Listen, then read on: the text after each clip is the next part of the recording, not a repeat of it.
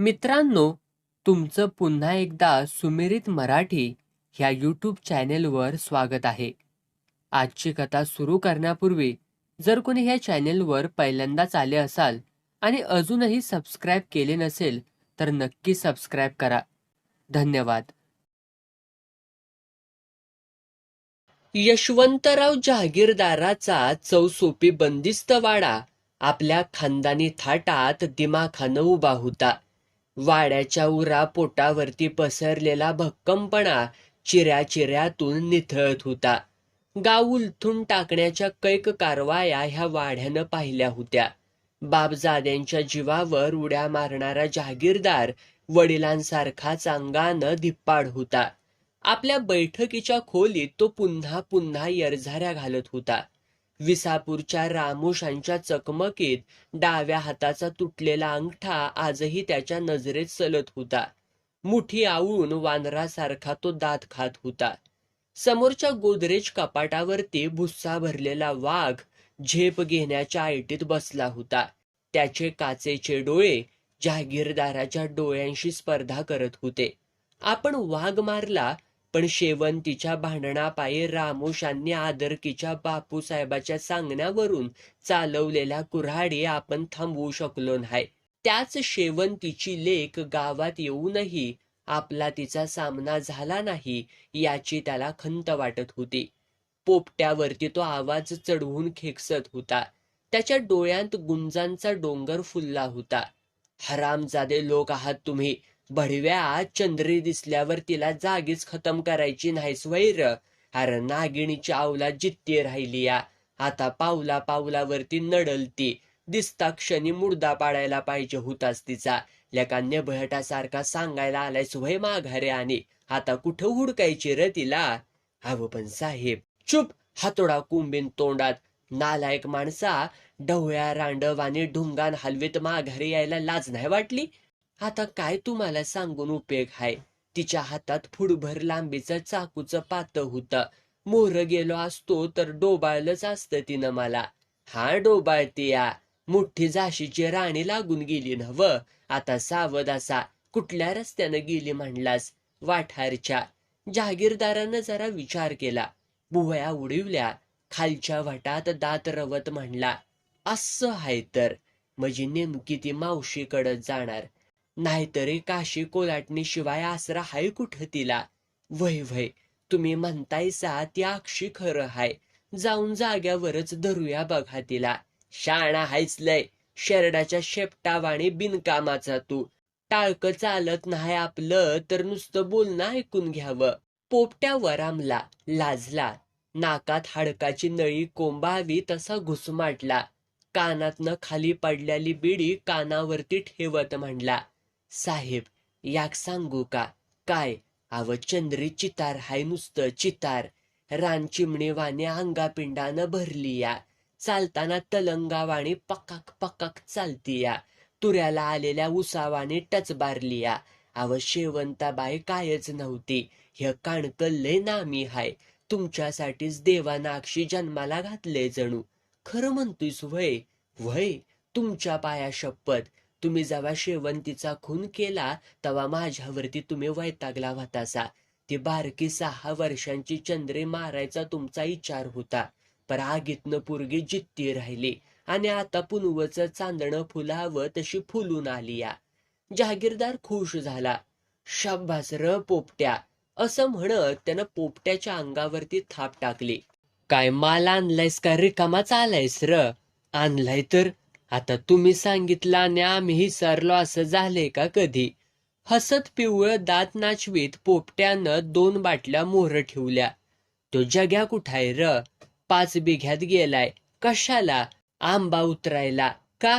आला की पाठीव माझ्याकडं तेवढं. वय, चलू का आता. कुठं जातोयास. खाली जाऊन मालकिनीला कोंबडा कापून दे आणि मगच जा. पोपट्या पळाला. 2 बाटल्यान काढल्याला 4 रुपये खिशातल्या मुठीत खेळवीत दुडक्या चालीवरती निघाला गडी. चंद्रीच्या वर्णनानं सुखावल्याला जहागीरदार एकटाच दारूवरती तुटून पडला. थोडीशी प्यायचा, इकडं तिकडं बघायचा, थोडासा फिरायचा, आरशात तोंड खुपसायचा. कुण्या गावाचं आलं पाखरू, असं गुणगुण स्वतःवरच खुश होयाचा. भीतीवरल्या कॅलेंडरकडे पाहत एक डोळा बारीक करायचा. एक बाटली रिकामी करून त्यानं दुसऱ्या बाटलीला हात घातला. तोवर मांजरावाणी पाय न वाजवता पोपट्या आला. कशाला आलायस र पुन्हा? तसं काय नाही, पण माल कसा आहे ते विचारायला आलोया. अजून हातात कुठं आलाय? मजी मी नाही समजलो. अरे चंद्रीबद्दल बोलतोय मी. झक्कास. अव साहेब, मी दारू बद्दल विचारतोय तुम्हासनी. पोपट्या, रस्त्यात उभा राहून धंदा करणारी रांड आणि दुकानात आयती इकत मिळणारी दारू दोन्ही बी सारख्याच की र. आईला दोन्हीत बी दम नसतोया. जाऊन दे, चंद्री हातात येत नाही तवर काय खरं नव्हं. येईल बदकावाणी आपल्या पायानं चालतील, पर आम्हाला जरा मिळेल का वाटणी? जहागीरदार चिडला. हातातला ग्लास पोपट्यावरती फेकत गरजला. हरामखोर, चंद्रीत वाटणी मागतोयस काय? खातो तिथं. तसं नव्हं साहेब, एखादा ग्लास मिळाला तर बरं होईल असं म्हणतोय आम्ही. आपल्या भरघोस मिशातनं जहागीरदार हसला. नशा अंग भर भिनत चालली. दारू भय, हत्याच्या मायला. घी की चांगली तांब्या भर ढोस, पण लेका चंद्रीची बातमी पक्की काढ तेवढी. बातमी खोटी ठरली तर दारूच्या डब्यात भिजत घालीन तुला. छे, बातमी नेमकीच आणतो बघा. कधी नव्ह ते प्यायला मिळाल्यासारखी घटाटात 2 गलास घशाखाली ढकलून पोपट्या बाहेर पडला. जहागीरदार पेतच राहिला.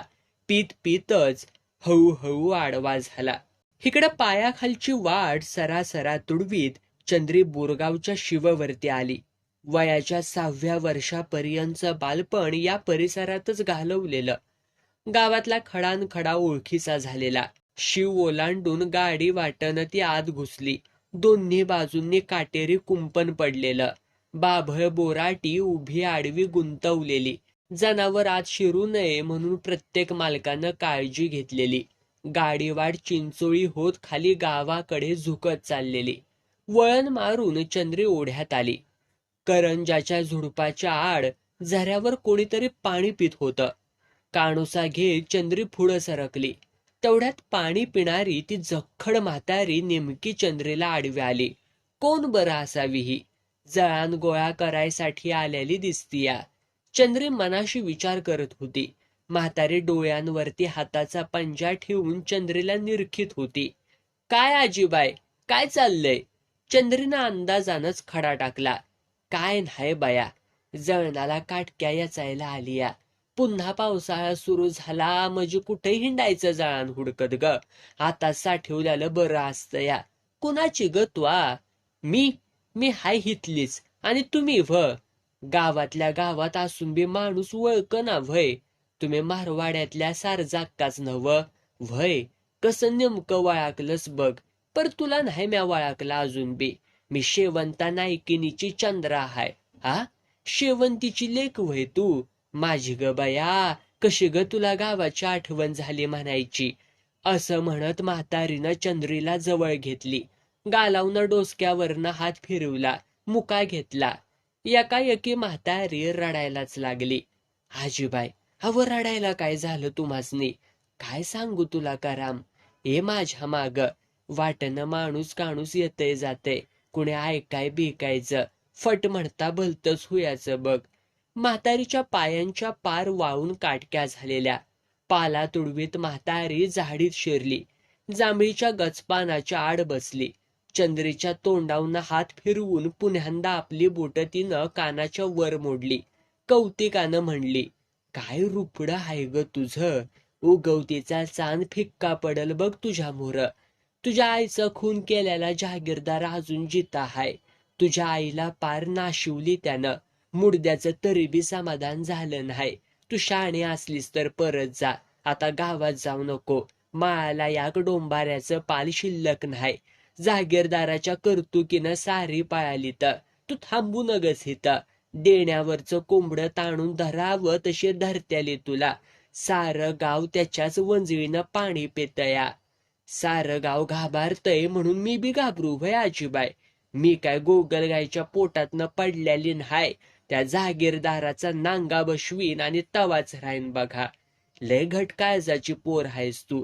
याक सांगू का ग बाय तुला? सांगा की. कुणाजवळ बोलणार तर नाहीस नव? नाही बोलायची. माझा पोरगा मरून आज 2 वर्ष झाली तरणी ताठी सून घेऊन मी एकटी राहतीया. पण काय सांगू तुला, त्या जहागीरदाराची पापी वासना आमच्या बी घरापावतर आल्या. मजी व्ह कराम माझ. त्या जहागीरदाराच्या पोराकडनं सून गरवार राहिलीया. पोरगा लढाईत मरून दुसरं वरीस उलाटलं नाही तवर ही आग घरात पेटली. आता मी म्हातारी ग, काय करणार ह्याच? काय करणार मजी? त्या किरड्याच्या मानाला धरून लगीन कर म्हणावं तिच्याशी, नाहीतर कायमचा हिजडा करून ठेवीन म्हणावं. द्या की दम त्याला. काय करतूया? बोलणं सोप्पं हाय पुरी. सून 4 महिन्यांची गरवार हाय. त्या पोराचा हातपाय धरून त्याला मी समजून बी सांगितलं. आज गेलाय तालुक्याला तिला घेऊन मोकळी करायला. चंद्री गप झाली. काय बोलावं समजना तिला. म्हातारी तर ओढ्या काठच्या रेतीसारखी थिजून गेली होती. पोटात खड्डा पडला होता. कोंबडीच्या तुऱ्यावाणी कातडं लोंबत होतं. पिचपिच्या डोळ्यातनं तिचं दुःख वाहत होतं, ओसंडून वाहत होतं. सून जगतीया का मरतीया याची काळजी चेहऱ्यावरती पसरली होती. सुरकुतलेली हातापायाची लाकडं मसणवाट्याची वाट पाहत होती. झाडकांडाची दाट सावली जास्तच गार वाटत होती. मातीवरच्या मुंग्या पायावरती चढत होत्या. टपोरी जांभळं वाऱ्याचा झोत येताच डुबुक दिशी पाण्यात पडत होती. पानावरती टप टप आवाज करत होती. माळाला पडलेल्या म्हाताऱ्या म्हशीसारखी म्हातारी आकडून गेली होती. चंद्री मनातनं तापत चालली होती. उरीपोटी धपापणारी म्हातारी चंद्रीच्या डोळ्यांत वटवाघळासारखी लोंबकळत होती. काळजात सुडाचं वारं भणाणत होतं. जावा आणि जहागीरदारासकट पोराचा कोथळाच बाहेर काढावा. वेशीवरती पटका वाळत घातल्यासारखा बोराटीच्या फासावरती अडकवावा. तिच्या मनात बेलगाम विचार सणसणत होते. का ग गप का म्हणून झालीस तू पोरी? आजीबाई या की चिरू का? इचार की. हातातला खडा पाण्यात टाकीत चंद्रीनं विचारलं. या बदल्यात किती पैसे त्या माजुऱ्यानं दिलं तव तुम्हासनी? कशाचं पैसे घेऊन बसल्यास पुरी? तांबडा पैसा माणूस लांबनं दाखवत नाही ते देते काय? तो म्हणला पुरगीला मोकळं करतो हे नशीब समज. आता काय बोलायचं आणि मोहर? आपणाचं खालच्या जातीतलं नव्ह का? उठा चला माझ्या माग. कुठं? चला म्हणल्यावरती चला. कुठे हिरीत नेऊन ढकलीत नाही तुम्हाला. माझी जात डोंबारणीची असली तरी अंगातलं रगात इसापूरच्या बापूरामोशाचं हाय. चला. म्हातारी शेपटासारखी चंद्री मागणं निघाली. उन्हातानाचं पाय पोळत एकदाचा तालुका गाठला. तडफदार चंद्री पोलीस स्टेशन मध्ये घुसली. म्हातारी अवघडल्यासारखी माग होतीच. आजे घोटाळू नगस, सारा उमाळा वकून टाक. आतड्यात जळणारी आग बाहेर येऊन दे. जसं घडले तसं सांग. जहागीरदाराच्या पोराला मुद्देमाला सकट पकडून देऊया. खाऊ दे मुद्द्याला तुरुंगाची हवा. म्हातारी नक नक म्हणत होती तरी चंद्रीनं तिला साहेबा मोहर नेलं. सारा पाढा वाजला. दुरकाटलेल्या डोळ्यांचा फौजदार चंद्रीकडे सारखाच रोखून बघत होता. तडफदार चंद्री बंदुकीतल्या गोळीसारखी निब्बर मनानं फुटत होती. धडाधडा बोलत होती. उजव्या हाताचा अंगठा नाकाला समांतर फिरवीत फौजदारानं विचारलं. पोरी तुझं नाव काय? चंद्रा. ह्या म्हातारीची ग तू कोण? लेख हाय मानलेली.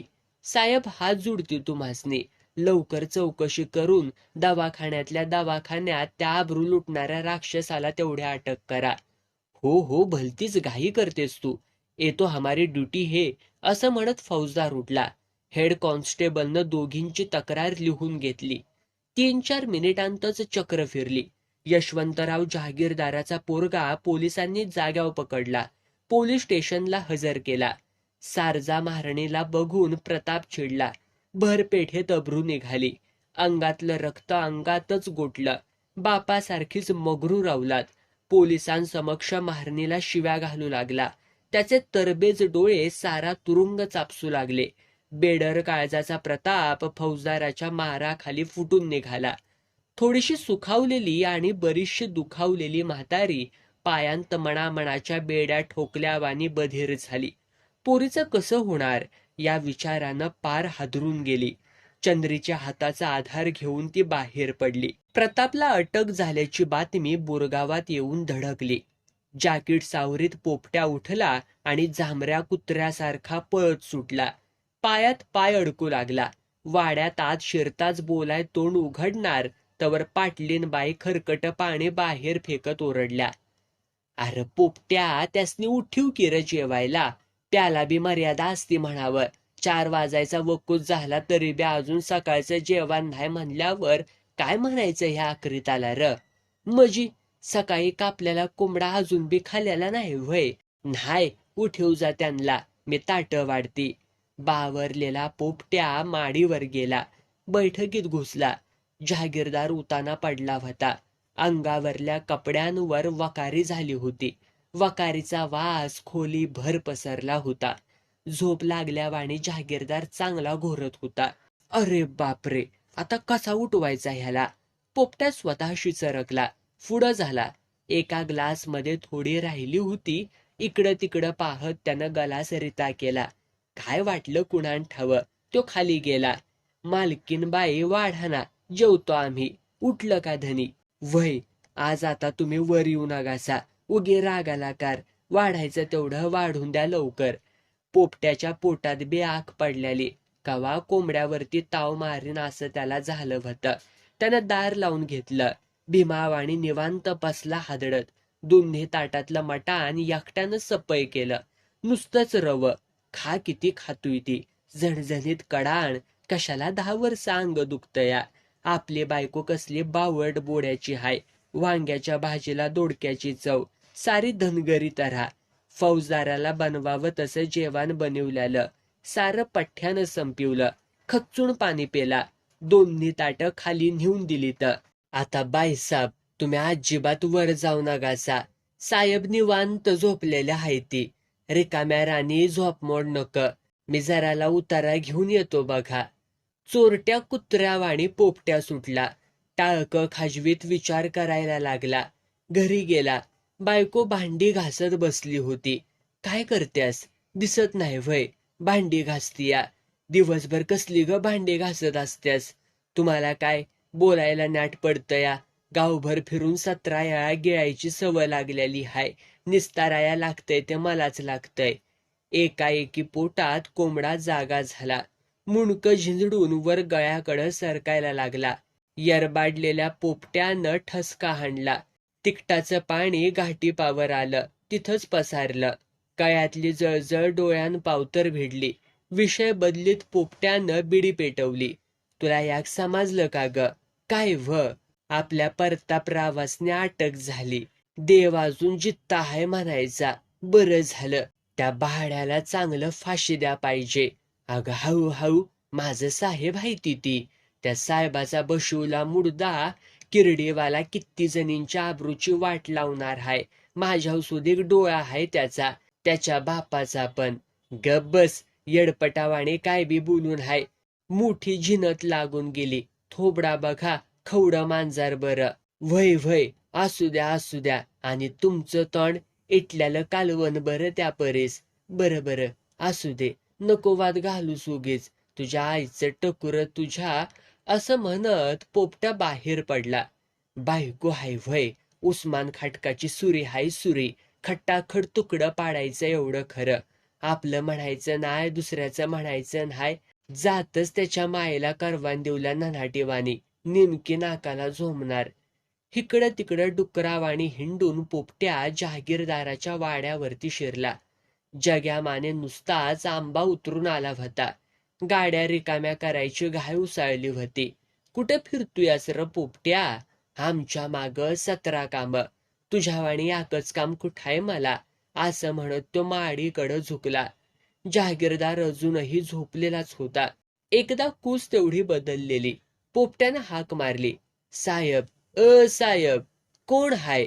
मी पोपट्या हाय. नागानं फणा काढावी तसा झडदिशी जहागीरदार उठून बसला. पोपट्या जीव गेल्यावाने अचाकला. दामन दिसलेल्या म्हशीवाने डोळं उफारट करून बघायला लागला.